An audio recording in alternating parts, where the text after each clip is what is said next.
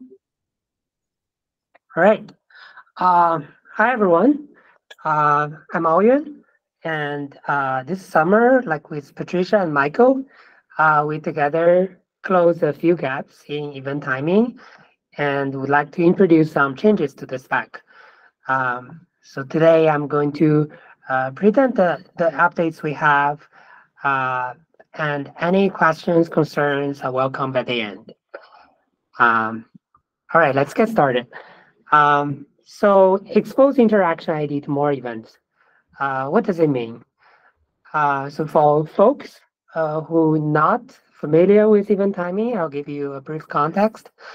So an interaction is a group of events triggered by the same user input, and event timing assign unique interaction ID to interest in order to identify the user interaction which triggered the associated event.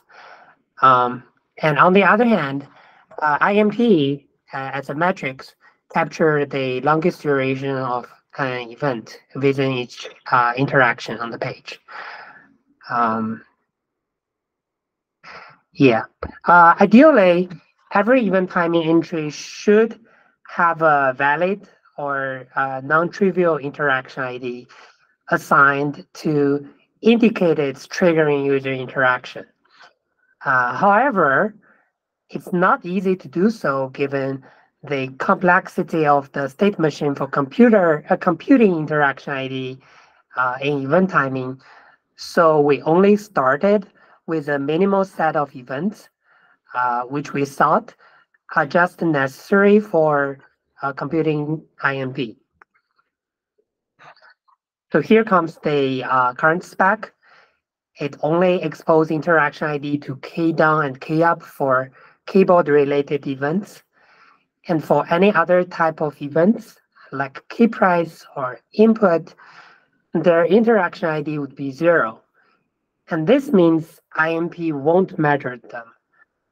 Since IMP supposed to only capture the longest duration of an event, this is fine as long as the longest duration lies in either key down or key up. However, it doesn't happen all the time. So here's an example. Key press. There is a known and reproducible case for key price to own the longest duration within its interaction. So as you can see in the screenshot, key down and key up duration they all smaller than key press. So in order for IMP to capture its duration and correctly reflect the user responsiveness experience, we want to include key press to be exposed for interaction ID.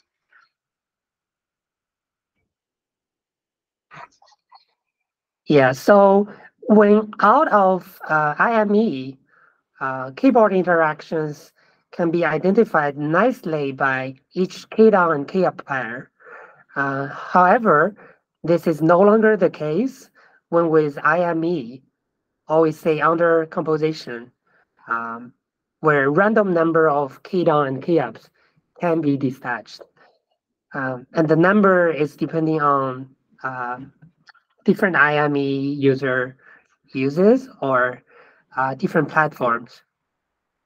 Yes, IME is input method editor, which, for example, in the screenshot, you see another layer on top of the page, and that's an example of Chinese IME, which user using like English keyboard to input some other language character, for example, like Chinese in this case, and that's just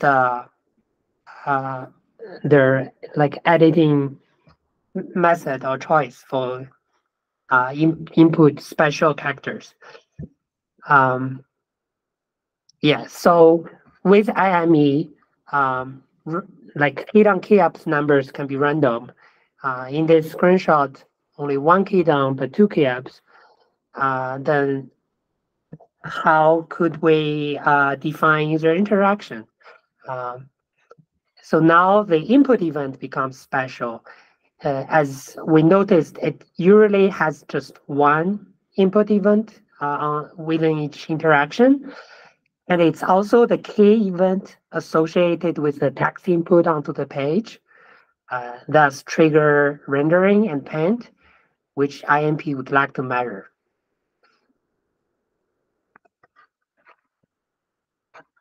So input event was a perfect solution until we noticed cases where user interaction with no input. So say on the screenshot here, user stroked the letter H, K, and it inject the letter H onto the IME text box, but not the text box on the page. Thus, no input event is dispatched. This makes sense, okay? But how can we capture this type of interaction? You may ask, like, it won't result in paint, then can't be IMP candidate. Why bother capture it at all? Well, we need capture the correct number of interactions on the page load. IMP takes the 98th percentile longest duration as its score. So the number of interactions does matter. So we can omit, like we are allowed to omit some event within an interaction, but we should never omit any interaction happened on the page. So that's why we find out the composition update can be the center of the stage, where each user interactions with IME may or may not result in an input event, but there's always a composition update event. So this is how we trying to resolve this issue, is defining interaction based off composition update. So after composition started, the first K down input would start a new interaction, and after composition end, the first K up ends the previous interaction. So there's some pros and cons for it.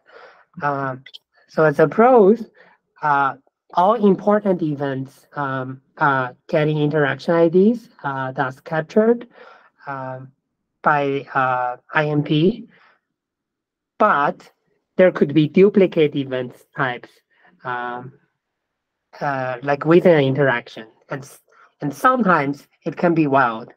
Like in this screenshot, this is with Japanese IME, where you could say 4 key ups in a row, back to back, but they all comes from a single user interaction.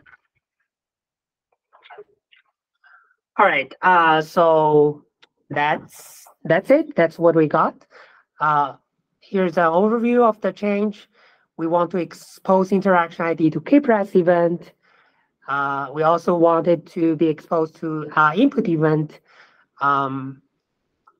and also K down and K up clusters under compositions centered by composition update.